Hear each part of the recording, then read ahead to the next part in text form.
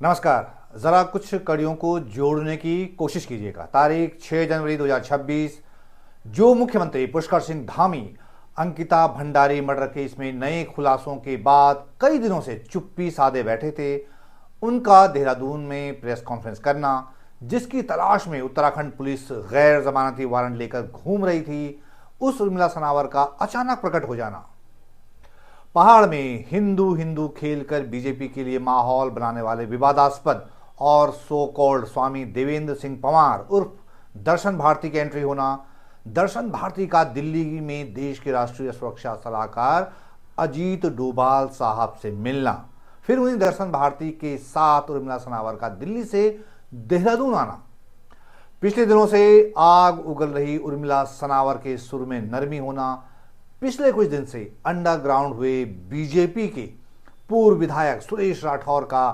अचानक प्रकट हो जाना, और ये सब कुछ हुआ एक ही दिन में, जैसे किसी ने मुहूर्त निकाला हो, जैसे किसी ने दिन बार निकाला हो कि साहब ये काम तो 6 जनवरी को ही होना है।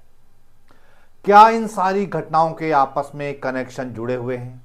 क्या ये घटनाएं महज संयोग हैं? अगर संयोग हैं तो ये संयोग एक ही दिन में यानी 6 जनवरी को ही क्यों हुए? एक दिन में इतने सारे संयोग होने का क्या मतलब है?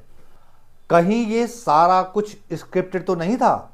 इसकी पटकथा कहीं पहले से तो नहीं लिखी गई थी? दाल में कुछ काला है या पूरी दाल ही काली है? कहीं ऐसा तो नहीं है कि ऊपर लेवल पर अंकिता भंडारी मर्डर केस को मैनेज कर लिया गया हो? इस वीडियो में आज इन्हीं घटनाओं के तार जोड़कर समझने की कोशिश करेंगे कि आखिर इस हाई प्रोफाइल केस में ये चल क्या रहा है। इस मामले में आखिर सरकार की मंशा क्या है? मुख्यमंत्री ने इस मामले में सीबीआई जांच की घोषणा तो की नहीं है, वो तो इस मांग को ही टाल गए।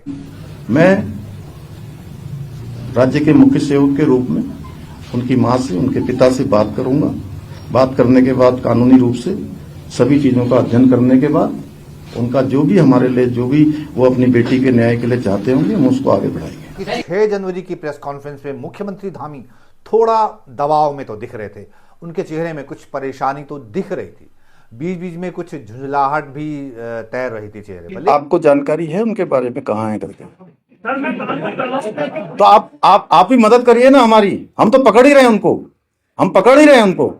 इस प्रेस कॉन्फ्रेंस से पहले बीजेपी समर्थकों और धामी सरकार समर्थकों ने ऐसा प्रचारित किया मानो सीएम धामी सीधे सीबीआई जांच का फैसला करने वाले हैं और ये बताने वाले हैं। उन्होंने सीबीआई जांच की मांग तो मानी नहीं, गोलमोल जवाब दे दिया।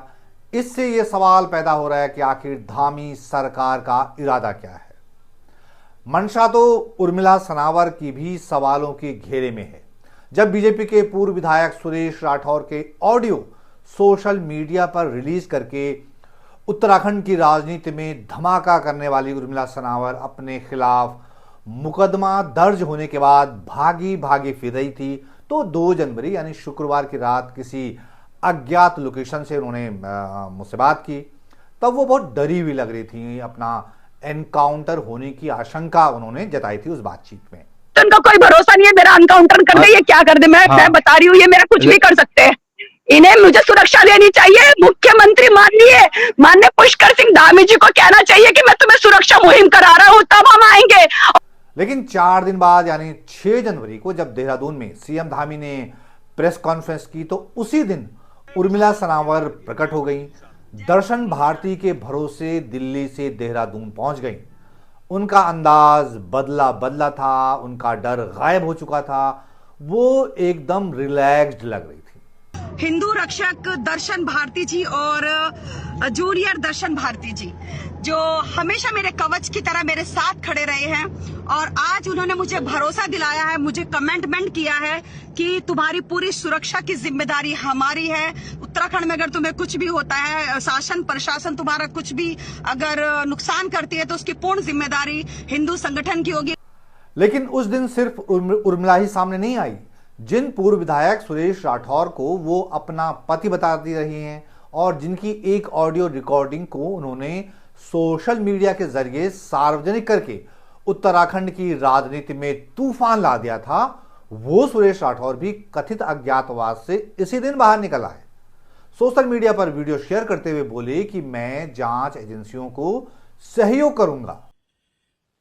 मैं दुखी मन से एकांतवास में निकल गया अपनी पत्नी रविंद्र कौर को बताकर कि मैं 5-7 दिन के अंदर लौटूंगा। मेरा मन बहुत दुखी था और दुखी मन से मैं शीघ्र आपके बीच में आ रहा हूं। सरकार या पुलिस या किसी भी प्रकार की जो जांच चल रही है, मैं पूर्ण विश्वास दिलाता हूं कि पूरा सहयोग अपना प्रदान करूंगा। दया कुछ तो गड़बड़ है। पुलिस से भागे भागे फिर रहे 2 लोग एक ही दिन में एक ही अंदाज में सामने आ जाते हैं। कई दिन से चुप्पी ओढ़े सीएम साहब भी उसी दिन प्रेस कॉन्फ्रेंस करते हैं। ऐसा लग रहा है कि बॉलीवुड की कोई मसाला फिल्म अपने हैप्पी एंडिंग यानी सुखांत की तरह बढ़ रही है।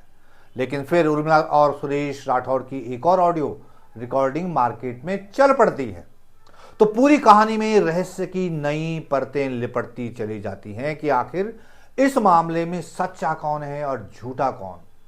लेकिन अभी सबसे बड़ी मिस्ट्री तो यह है कि आखिर इस मामले में एक विवादास्पद व्यक्ति यानी दर्शन भारती की एंट्री कैसे हो गई। दर्शन भारती का बीच में आना कौन सा नया खेल है, वो किस हैसियत से कूद पड़े। क्या दर्शन भारती को मुख्यमंत्री धामी ने मध्यस्थ बनाकर भेजा था या दर्शन भारती किसी और के इशारे पर इस मामले में चौधरी बन गए। क्योंकि दर्शन भारती ने देहरादून में जो कहा वो इस मामले में रहस्य को और गहरा गया है। उस ऑडियो में उसने प्रमाण किया है इस बात का कि मुझे किसी भाजपा के बड़े नेता के खिलाफ बोलने के लिए प्रेरित किया गया। कौन कर रहा था? सुरेश राठौर, क्योंकि सुरेश राठौर की आवाज भी है उसमें। क्या क्या है उसमें ऑडियो में, वैसे बता दीजिए। बता दिया मैंने कि उसमें कहा जा रहा है कि दुष्यंत कुमार गौतम के खिलाफ नहीं बोलेगी तो तेरा मेरा रिश्ता खत्म। ये कौन बोल रहा है? सुरेश राठौर बोल रहा है। किसको? उर्मिला को? उर्मिला को। ऐसा लग रहा है कि दर्शन भारती किसी बड़े खेल का हिस्सा है। क्या पता उस खेल का आगे पता चल जाए। लेकिन जो लोग देवेंद्र सिंह पंवार उर्फ दर्शन भारती की कारगुजारियों को जानते हैं वो ये वीडियो देखकर बहुत हैरान हैं कि आखिर देश के राष्ट्रीय सुरक्षा सलाहकार अजीत डोभाल साहब इस विवादास्पद आदमी से मुलाकात के लिए कैसे तैयार हो गए। ये एक मिस्ट्री बनी रहेगी क्योंकि जवाब तो कहीं से मिलेगा नहीं। लेकिन एक ही दिन में इतने सारे संयोग घटित हो जाने के बाद अब कई तरह के शक पैदा हो रहे हैं। कहीं ऐसा तो नहीं है कि अंकिता भंडारी मर्डर केस के नए खुलासों के बाद ऊपर ही ऊपर सब चीजें मैनेज की जा रही हों। जो भी खेल चल रहा है इस पर नजर बनाए रखने जरूरी है क्योंकि जो लोग 3 साल से उस रहस्यमयी वीआईपी को बचाने के लिए हर तरह की जुगत में लगे रहे वो आगे भी कुछ भी कर सकते हैं। तो आप इस वीडियो पर अपनी राय कमेंट बॉक्स में जरूर दें। इस वीडियो को अपने दोस्तों अपने परिचितों तक भी जरूर पहुंचाएं। दोस्तों इसका लिंक जरूर शेयर करें क्योंकि ये बात सब तक पहुंचनी चाहिए कि पहाड़ की बेटी अंकिता भंडारी मर्डर केस में वीआईपी का भंडाफोड़ हो जाने के बाद क्या क्या खेल चल रहे हैं। तो ये वीडियो देखने के लिए आपका बहुत बहुत धन्यवाद। जल्द हाजिर होता हूं एक नई वीडियो के साथ। तब तक के लिए नमस्कार।